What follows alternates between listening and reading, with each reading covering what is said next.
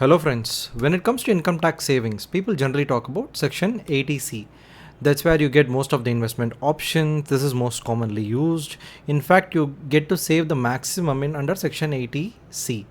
But in today's video, we will talk about something else. We will talk about 5 lesser known income tax saving tips which people generally don't talk about. Let's get into those details one by one. Number 1, section 80CCD 1B. What is considered under this section? Any investments under National Pension System Tier 1 accounts.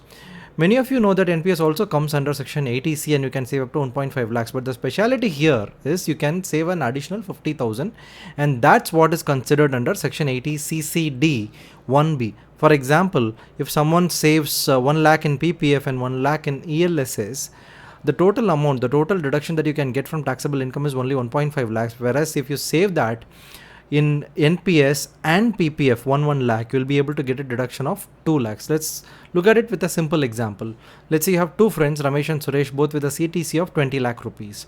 Let's say Ramesh invests 1.5 lakhs in PPF and 1 lakh in ELSS. The total deduction Ramesh will get will be 1.5 lakhs under section 80C. And let's say Suresh invests 1.5 lakhs under PPF and 1 lakh in NPS. The total deduction which Suresh will be getting is 2 lakhs. How?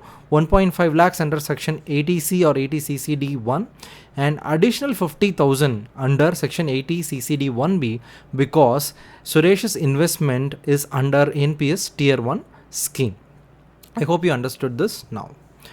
Number 2, section 80D.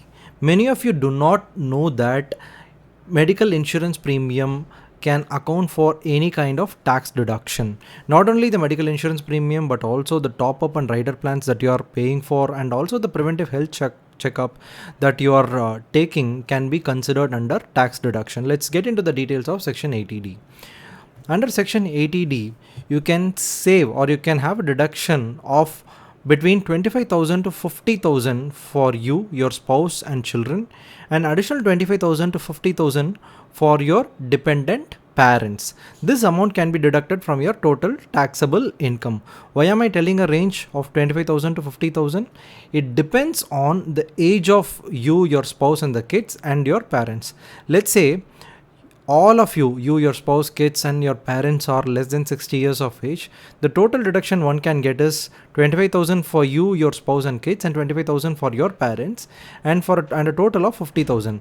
Let's say your parents are senior citizens. The total deduction you can get for your parents is 50,000 and for you it is 25,000 and the total deduction from the taxable income that you can get is 75,000. If all of you at least yourself and your parents are above 60 years of age, which is a very rare situation, you can go for a maximum deduction of up to 1 lakh.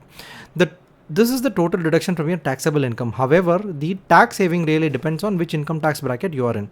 If you are in the 30% income tax bracket and if your deduction is 50,000, you can save up to 15,600 rupees. If in case your parents are senior citizens and you are investing a total of 70,000 in premium for both of you, you can get a total tax saving of 23,400 rupees.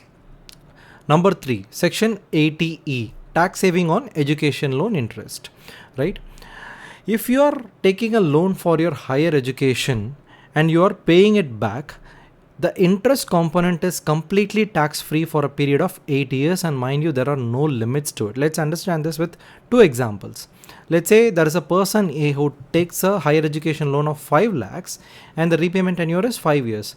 Let us say the interest for 5 years is 1 lakh. The total deduction that the person can get is a complete payment of interest for the 5 years, which is 1 lakh. Let's say second example, the person takes 5 lakh higher education loan but the repayment tenure is 10 years. The interest for first 8 years is 1 lakh 20,000 and the interest for 9th and 10th year is 20,000. In this case, the person will get a total deduction of 1 lakh 20,000 from the taxable income. Number 4, section 80D.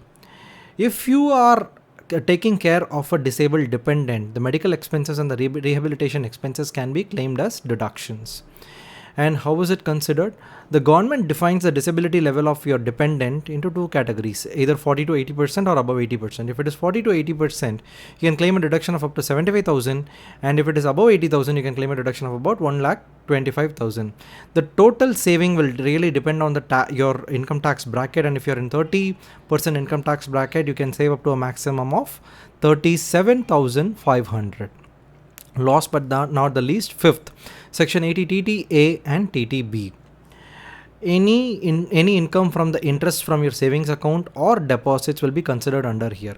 This is again divided into two categories. The first category is for non-senior citizen folks, and for non-senior citizens, the interest earned on savings account only, not on term deposits such as fixed deposits or recurring deposits.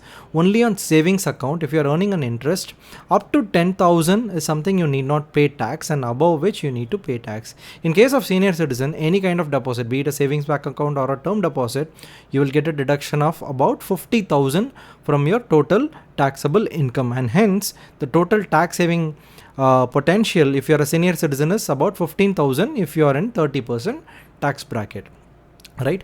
That's all for today. Hope you liked this video. If you found it useful, please share it with your friends and subscribe to our channel.